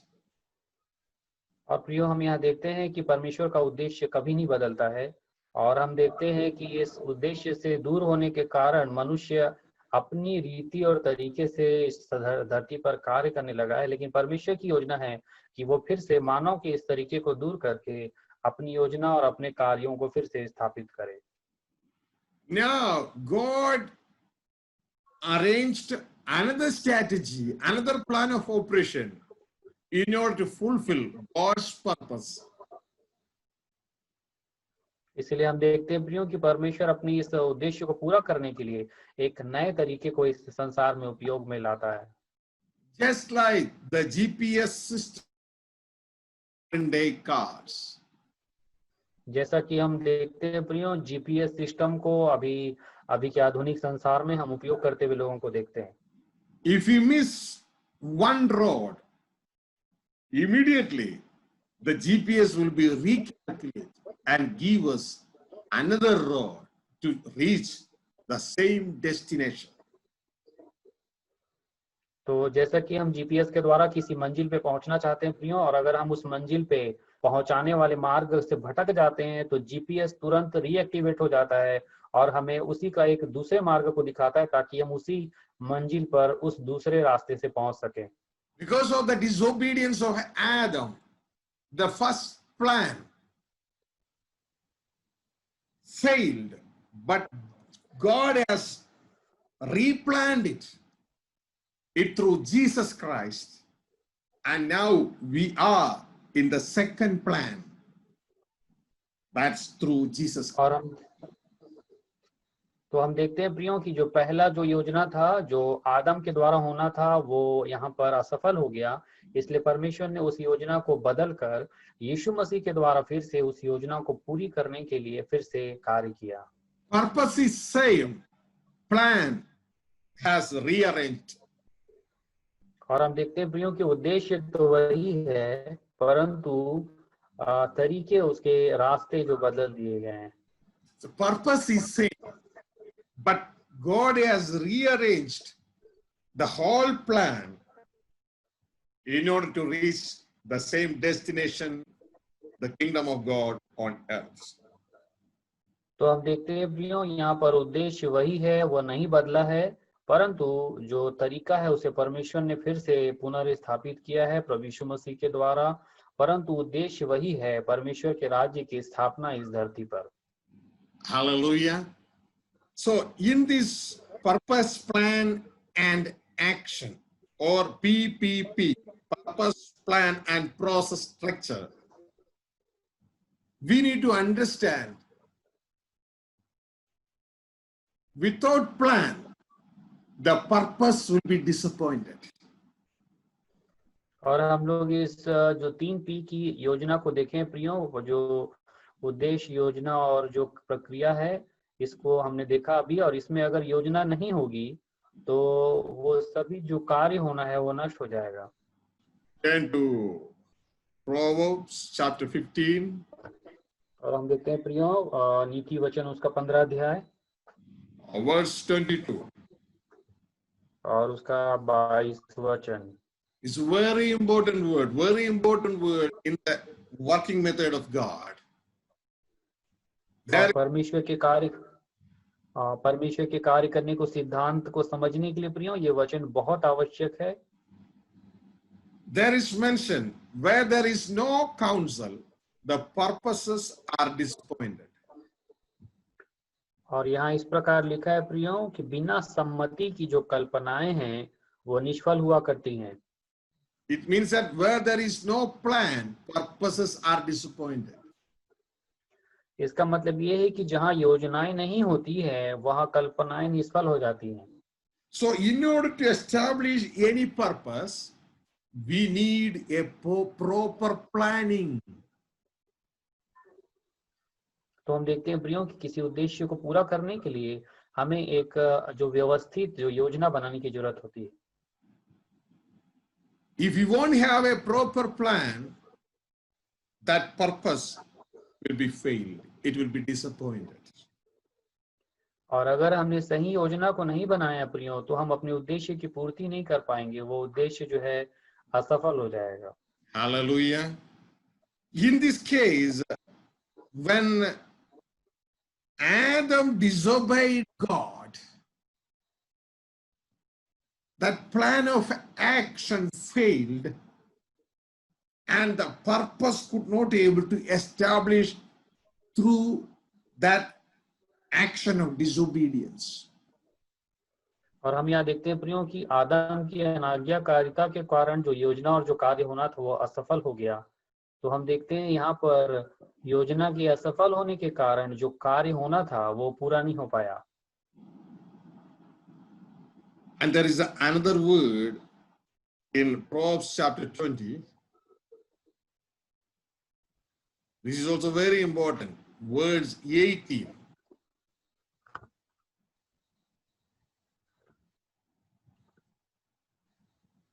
Every purpose is established by counsel, or every purpose is established by plan. और नीति वचन का 20 अध्याय उसके 18 वचन में भी बहुत महत्वपूर्ण वचन लिखा है प्रियो, सब कल्पनाएं समिति ही से स्थिर होती हैं। इसका मतलब है कि जो भी योजना कल्पनाएं या उद्देश्य है वो योजना से ही स्थिर होती है।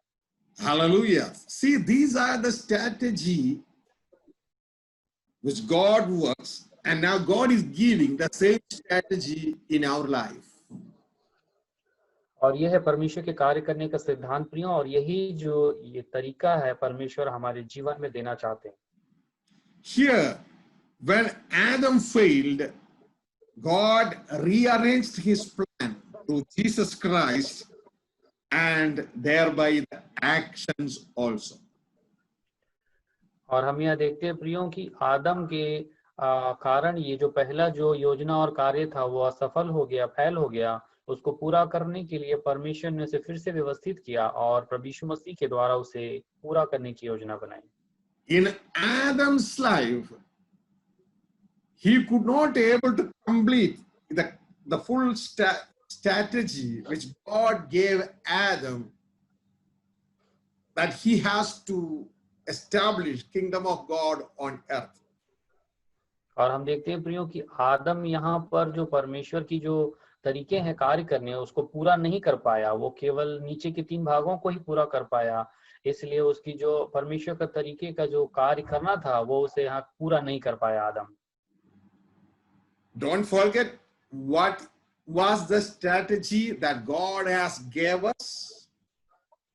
That was Genesis chapter 1 verse 28, the 5-floor thumb principle or the thumb strategy. और यहाँ पर परमेश्वर की जो कार्य करने के तरीके कैसे हैं प्रियो, उसके बारे में हमने देखा था अपने हथेलियों में 5 उंगली के द्वारा, जो उत्पत्ति की पुस्तक 1 अध्याय उसके 28 वचन में लिखा है, हम इसे नहीं भूलना है। So the first 3 steps, fruitful, multiply and replenish, Adam or Adam's children could be able to succeed, but the rest 2, the top 2, Adam's children could not able to succeed.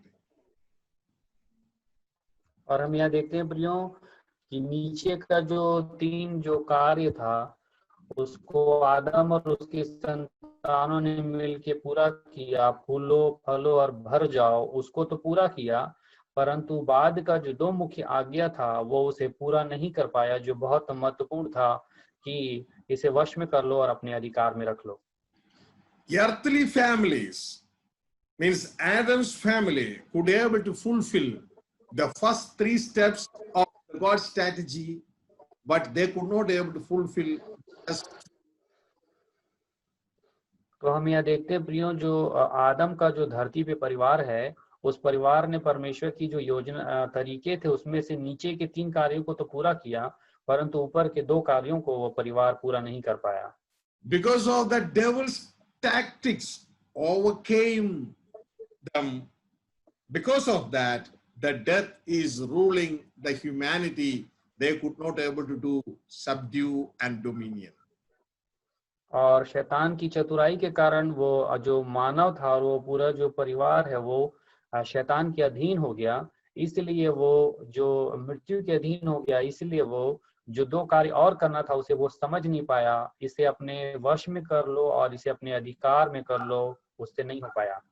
But that we will be able to do it, God's new strategy, or he arranged another strategy through Jesus Christ.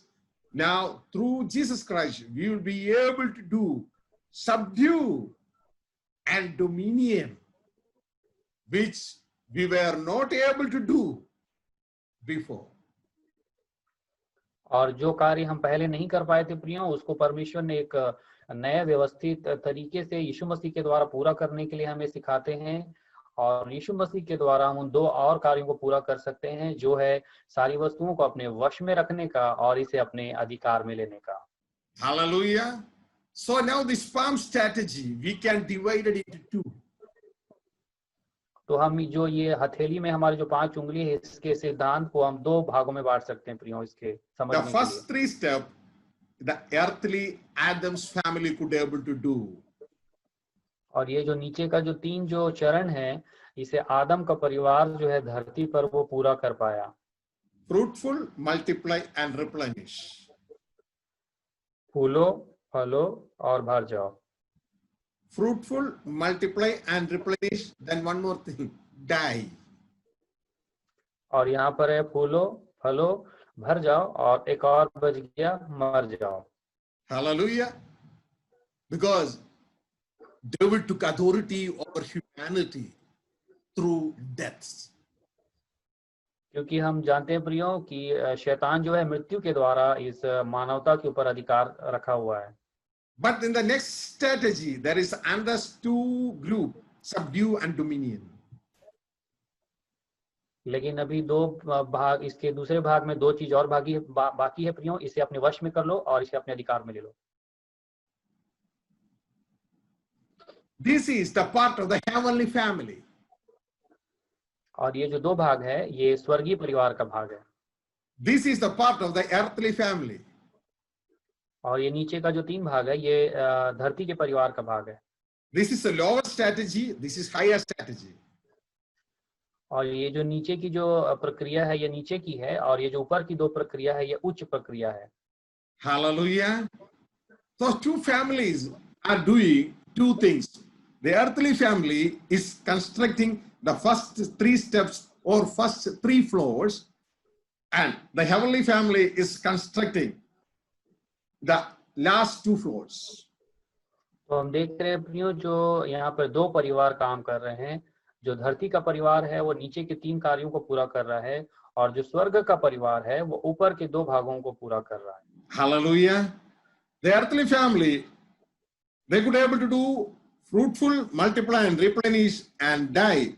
But the heavenly family take victory over the death and started to work, subdue and dominion in human's life. और प्रियो, हम देखते हैं कि जो धरती का परिवार है वो फूलो, फलो और भर जाओ और उसके बाद मर जाओ करके वो मर जाते हैं। परंतु जो स्वर्ग का परिवार है वो इसके ऊपर में, मृत्यु के ऊपर में जय पाते हैं, और उसके द्वारा मृत्यु में जय पाने के बाद वो बाकी के 2 कार्यों को पूरा कर पाते हैं। इसे अपने वश में कर लो और इसे अपने अधिकार में रख लो। Hallelujah. Now the sad news is this. Because of the people, they are not restoring the vision by the influence of the devil. The people of this earthly family, they could not able to understand God's strategy. और प्रियो, हम यहाँ पर दुख की बात ये है कि शैतान के हस्तक्षेप के कारण और दर्शन की चोरी होने के कारण धरती पर रहने वाला जो आदम का परिवार है वो इस परमेश्वर की योजना को समझ नहीं पा रहा है, और वो नीचे ही रह जा रहा है। They are not doing the first step. They are doing the second step, and they are just worshiping Jesus, and they are finishing their life there. और वे जो पहला भाग है उसे भूल गए हैं, और वो दूसरे भाग को पूरा कर रहे हैं जिसमें वो केवल यीशु मसीह की आराधना कर रहे हैं, और आराधना करते करते समाप्त हो जा रहे हैं। We need to do the last 2 sections, subdue and overcome. Our earthly family could not able to do that. और प्रियो, हमें उस बाकी 2 भाग, जो बचे हुए भाग को पूरा करना है, इसे वो अपने वश में करना है और अपने अधिकार में लेना है, जो कि धरती का परिवार, आदम का परिवार नहीं कर पा रहा है। So the first thing we need to restore kingdom vision. Then only people will think about the next 2 sections, subdue and dominion. तो प्रियो, हम जब परमेश्वर के राज्य का सुसमाचार को लोगों के हृदय में रखेंगे, तब वे उसके दर्शन के द्वारा ये समझ पाएंगे कि किस प्रकार 2 चीजें छूट रही है, और वो इस धरती को अपने वश में रखना और अधिकार रखने की बातें हैं। If you forget the first step, restoring the stolen vision, what will happen? People will start from the second. They accept Jesus Christ as their personal savior, and they become born again, and they will worship Jesus for these first 3 steps, not for subdue and dominion. और प्रियो, अगर हम यहाँ पर जो दर्शन की चोरी होने की बातों को अगर हमने लोगों को नहीं सिखाया तो लोग प्रभु में आएंगे, यीशु मसीह को ग्रहण करके मसीह की आराधना करते रहेंगे और आराधना करके ये नीचे के 3 भागों को ही समझते रहेंगे, फूलो फलो और भर जाओ, केवल इसी को समझेंगे और उसके प्रमुख कार्य को जो अपने वश में रख लो और अधिकार में रख लो नहीं समझ पाएंगे। They will focus only on earthly thing. They will never focus on heavenly thing. और वो अपने नजर से केवल इन 3 धरती की बातों को देख पाएंगे लेकिन स्वर्गीय बातों को नहीं देख पाएंगे। Hallelujah. This is what we are seeing. Then this is happening all around the planet in the Christendom. और यही हम देख रहे हैं प्रियो, पूरी धरती पर मसीहत में अभी यही हो रहा है। The word of God says in Colossians chapter 3, asking people, see the things that's above. जैसा कि कुलुस्सियों की पुस्तक 3 अध्याय में लिखा है, जो ऊपर है, जो स्वर्गीय वस्तु है, उसी की खोज में लगे रहो। Hallelujah. The people are not getting it. What the Bible says, seek things above. और अभी भी लोग इसे समझ में नहीं आ रहा है लोगों को। बाइबल कहती है ऊपर की वस्तुओं को खोजो, तब लोग समझ में नहीं पा रहे कि ऊपर की वस्तु क्या है। They are thinking that, okay, make some fasting prayer or some type of worship system. That they are thinking and make more prayer. That they are thinking. The word of God is not saying about those things. Word of God is telling about you forget about the top two things in the strategy, subdue and dominion, and that thing is still waiting for in order to fulfill the purpose. तो प्रियो, यहाँ जो परमेश्वर सिखा रहे हैं जो वचन के द्वारा, लेकिन लोग ये ऊपर की वस्तुओं को खोजो बोलने से लोग और अच्छी आराधना करने के विषय में सोचते हैं कि जब हम पहले से आराधना कर रहे थे तो और अच्छी आराधना करें, परंतु ये नहीं है। परंतु ऊपर की वस्तु जो स्वर्गीय वस्तु है, वो जो 2 बातें हैं जो परमेश्वर की तरीके में जो छूट जा रही थी, वो 2 महत्वपूर्ण बातें हैं जिसे हमें आज पाने की जरूरत है। The word of God here is telling like this, Colossians chapter 3 verse 1 and 2, if then ye were raised together with Christ, seek the things that are above, where Christ is seated on the right hand of God.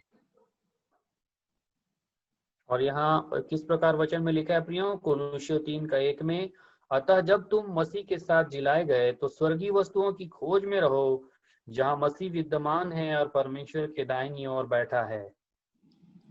Set your mind on things that are above, not on the things that are upon the earth. और अपना जो मन है और जो दिमाग है वो ऊपर की बातों पर लगाओ, ना कि जो धरती पर है उन बातों पर लगाओ। I believe now you got it. अब मैं समझता हूँ प्रियो कि आप समझ गए होंगे। Hallelujah. The earthly things is only the first 3 steps of the strategy which God gave us in Genesis 1:28. The heavenly things, the last 2 steps in that strategy. और हम देखते हैं प्रियो कि परमेश्वर की जो तरीके हैं, वो जो उनकी योजना है उसको उत्पत्ति के पुस्तक 1 अध्याय के 28 वचन में, नीचे का जो 3 भाग है वो धरती की है, परंतु ऊपर का जो 2 मुख्य भाग है वो स्वर्गीय है। Hallelujah. So dear children of God, we need to do the same way how Jesus has done here on this earth. He first laid the proper foundation. In other words, he restored the stolen vision in human heart. इसलिए प्रियो हमें क्या करना है, हमें वही करना है जो प्रभु यीशु मसीह ने किया था, अर्थात सही उद्देश्य और नींव का निर्माण करना है। इसका मतलब है कि चोरी हो गए हुए दर्शन को फिर से पुनः स्थापित करना है और इसी के द्वारा हमें आगे सेवकाई करनी है। Hallelujah. Then we need to say about what Jesus done on the cross in order to deliver us from the second part, and we become born again by accepting Jesus Christ. तब हमें दूसरे भाग में लोगों को ये सिखाना है कि किस प्रकार प्रभु यीशु मसीह ने क्रूस के द्वारा लोगों को छुटकारा प्रदान किया है पापों से, और यीशु मसीह को ग्रहण करके लोग नया जन्म को अर्थात दोबारा जन्म को प्राप्त करते हैं। ये हमें दूसरे पाठ में लोगों को सिखाना है। That will position us to do the fourth and fifth step in the strategy of God. Please repeat sir.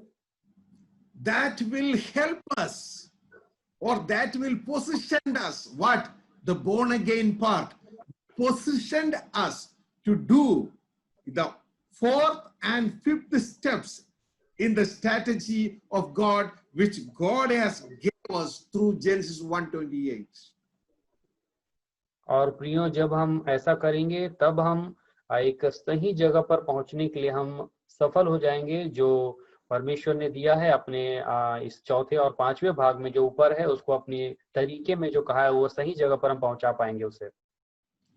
Let me help you to understand that. See, now, dear brother Anil, you born of a woman just like me, and you will be able to do these 3 steps: fruitful, multiply, and replenish. And you will die. But when you born again by Jesus Christ, you are born again in the family of God. There you will be able to do this fourth and fifth step, subdue and dominion. तो प्रियो, हम इस उदाहरण से समझ सकते हैं कि जैसे एक भाई अनिल है, वो अगर एक महिला के द्वारा जन्म लेते हैं तो वह नीचे की 3 कार्यों को पूरा कर पाएंगे, लेकिन उसके बाद वो नष्ट होकर मृत हो जाएंगे। लेकिन अगर वो एक नए जन्म को प्राप्त करते हैं और मसीह में नया जन्म लेते हैं, तब वो स्वर्गीय परिवार में शामिल होकर उस चौथे और पांचवें भाग को पूरा कर पाएंगे। Are you getting it? क्या आप समझ पाए? The first step, what we need to do is restore the stolen vision. तो प्रियो, हम समझना है कि हमें पहला चीज क्या करना है, हमें जो चोरी हो गया हुआ दर्शन है उसे पुनः स्थापित करना है। Whose method is this? ये किसका तरीका है? Jesus' method. ये यीशु मसीह का तरीका है। Now we are studying about God's working method, and we are trying to imitate that working method. और प्रियो, हम परमेश्वर के कार्य करने के तरीके को देख रहे हैं और उसे हम अपने जीवन में लागू करने के बारे में सीख रहे हैं।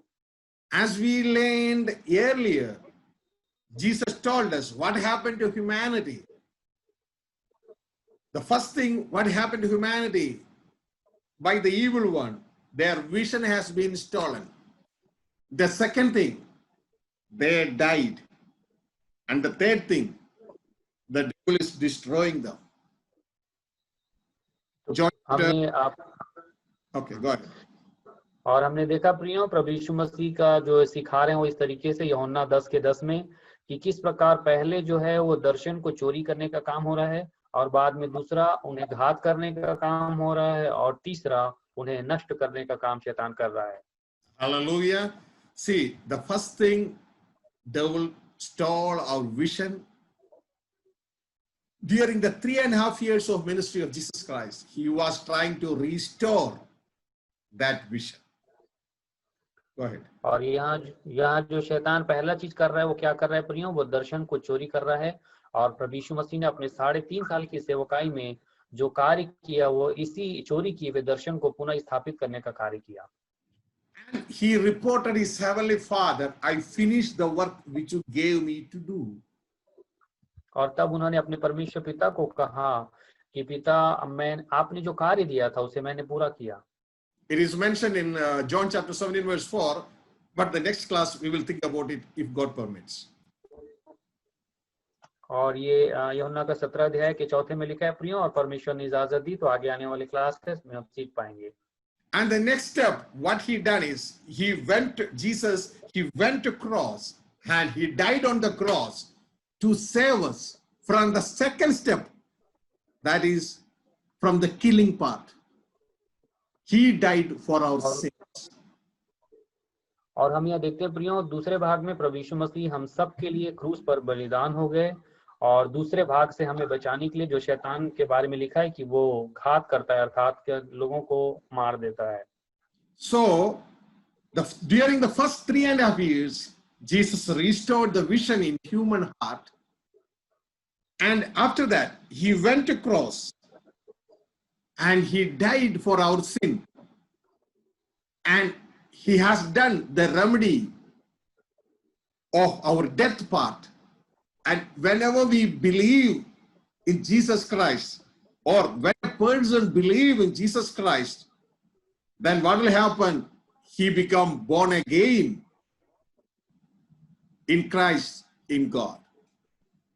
तो प्रियो, हम देखते हैं कि 3.5 साल की सेवकाई में प्रभु यीशु मसीह ने जो अब परमेश्वर जो राज्य का दर्शन खो गया था, चोरी हो गया था, उसे पुनः स्थापित किया, और 3.5 साल इस सेवकाई को पूरी करने के बाद वो दूसरे भाग को पूरा किया, अर्थात कलवरी के क्रूस पर बलिदान हो गए सभी लोगों के पाप और मृत्यु को अपने ऊपर लेके, ताकि मनुष्य मृत्यु से छुटकारा पा सके और इस प्रकार मनुष्य एक नया जन्म को पा सके और परमेश्वर की संतान होने का अधिकार को प्राप्त कर सके। इस प्रकार परमेश्वर ने इस दूसरे भागों को पूरा किया। That is the remedy of the second part. Here he's saying that the thief cometh not but that he may steal and to kill. So now through the born again, this killing part, the problem due to the killing part also will be solved through born again. और हम देखते हैं प्रियो कि प्रभु यीशु मसीह ने जो क्रूस पर बलिदान दिया, उस पर विश्वास करते हैं हम, तो हम ये जो सेकंड पार्ट है, जो शैतान का दूसरी योजना जिसे हम घात करना या मारना बोलते हैं, उससे हम बच जाते हैं और इस मृत्यु से छुटकारा पाते हैं, और इसी को हम नया जन्म कहते हैं। And now the third part is destroying. Devil is destroying us. और तीसरा भाग देखते हैं जिसमें लिखा है कि शैतान यानी चोर हमें नष्ट कर देता है। Now the word of God saying that God has blessed us with all the heavenly blessings in Christ Jesus, because we are now the household of the heavenly Father. और हम देखते हैं प्रियो कि किस प्रकार लिखा है, क्योंकि मैं परमेश्वर के घराने में हूँ, इसीलिए परमेश्वर ने मुझे स्वर्गीय स्थानों में सब प्रकार की आशीषें दी है। The word of God, Ephesians chapter 1 verse 3, is mentioned like this: Blessed be the God and the Father of Lord Jesus Christ, who has blessed us with every spiritual blessing in the heavenly places in Christ. और जिस प्रकार इफिसियों की पुस्तक 1:3 में लिखा है, हमारे प्रभु यीशु मसीह के परमेश्वर और पिता का धन्यवाद हो कि उसने हमें मसीह में स्वर्गीय स्थानों में सब प्रकार की आत्मिक आशीषें दी है। Hallelujah. So here we have a remedy, a package of remedy in the life of Jesus Christ for the three things what devil has done in our life. First, he stolen the vision. Next, he killed us. And now he's destroying us. तो प्रियो, हम देखते हैं कि प्रभु यीशु मसीह की सेवकाई में हमारे लिए पूर्ण जो छुटकारे की एक पैकेज को और एक योजना को लेकर प्रभु यीशु मसीह आए थे, जो शैतान हमारे लिए बनाया था। पहला अर्थात चोरी करने वाले, दर्शन को चोरी करने वाले भाग को, और दूसरा जो लोगों को घात करता या मारता था, और तीसरा जो वह नष्ट करता था। इन तीनों से बचाने के लिए प्रभु यीशु मसीह ने छुटकारे की योजना को और लेकर आया। First, he has done the restoration of the vision. Second, through the born again, we came back to the deathless life. Third, through the truth, through the heavenly blessing, he is reverting us, he is reviving us into the fullness of Jesus Christ. और हम देखते हैं प्रियो, पहले भाग में प्रभु यीशु मसीह ने उस दर्शन को पुनः स्थापित किया, दूसरे भाग में मृत्यु को दूर करके हमें अनंत जीवन दिया और नया जन्म का अनुभव दिया, और तीसरे भाग में हमें देखते हैं कि हमें स्वर्गीय स्थानों में सब प्रकार की आशीष दी और मसीह के स्वरूप में हमें निर्माण किया। Dear children of God, this is the first time you are learning how God is working in our life and what is the strategy that God has invested or God gave in our life. So study this thoroughly by kneeling down before God and God will help you to understand it in its right depth. So it will help you to become a nice, a good, a profitable, a fruitful minister. तो प्रियो, परमेश्वर के सिद्धांत किस प्रकार वो कार्य करते हैं, इन बातों को हमने अभी सुना है, लेकिन इसे गहराई से समझने के लिए, इसकी सच्चाई को जानने के लिए आप घुटने में आकर नम्र दीन होकर प्रार्थना करें परमेश्वर के सामने, ताकि इसकी गहराई को हम समझ सकें और एक फलवंत आशीषित परमेश्वर के सेवक और सेविका बन सके। Let us close our eyes. Let us pray. आइए अपनी आंखों को बंद करें और हम प्रार्थना करें। Heavenly Father, we thank you for your counsel you gave. प्रभु परमेश्वर पिता, धन्यवाद आपके दी हुई सम्मति के लिए। Daddy, we understood all the counsel that you are giving is to fulfill your purpose. पिता, आपका धन्यवाद कि आपने सारी सम्मति और सलाह हमें दिया आपके योजना और उद्देश्य को पूरा करने के लिए। Daddy, our ability is your gifting. पिता, हमारी जो भी क्षमता है वो आपके द्वारा दिया हुआ एक उपहार है। Unless you open our heart, it will never be opened. पिता, जब तक आप हमारे हृदय नहीं खोलेंगे तब तक हमारे हृदय नहीं खुलेगा। Daddy, we are your little children with no ability. Our ability is your gifting. You are our ability. पिता परमेश्वर, हम छोटी सी संतान है जिनमें हमें कोई भी क्षमता और सामर्थ्य नहीं है, परंतु आप वो परमेश्वर जो हमें क्षमता का उपहार देते हैं। The things which you are revealing into your heart, which was hidden for generations, but because of thy mercy, you are revealing it to infants. पिता, आपका धन्यवाद देता हूँ जो सदियों से छुपा हुआ था, उस प्रकाशन की बातों को आपने हमारे हृदय में प्रकाशित किया और हम पर प्रकट किया, इसके लिए मैं आपको धन्यवाद देता हूँ। Help us to understand this in a right way, the same way which you are intended for, and help us to be fruitful into the humanity and make your heart joyful. पिता परमेश्वर, आपके हृदय को आनंदित करने के लिए और हमारा जीवन फलवंत होने के लिए हमें सहायता कीजिए कि हम इन बातों को सही तरीके से और आपके सिद्धांत के तरीके से हम समझ पाएं। Thank you for everything. I bless all these people of God in your name, Father, and they will be blessed. They will be blessed forever, and they will be fruitful in order to make your heart joyful. और परमेश्वर पिता, मैं धन्यवाद देता हूँ और सुनने वाले प्रत्येक लोगों को मैं आशीषित करता हूँ कि वो आपकी योजना पर चलकर आपको आनंद करने वाले व्यक्ति बन सकें। And we give you all the glory. Thank you in Jesus' name.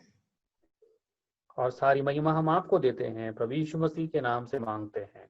Special thanks for using us in one spirit to deliver this message into this planet. और परमेश्वर पिता, आपका धन्यवाद कि आपने हमें उपयोग किया एक आत्मा में होकर इस संदेश को इस धरती पर पहुंचाने के लिए। Amen, amen, amen.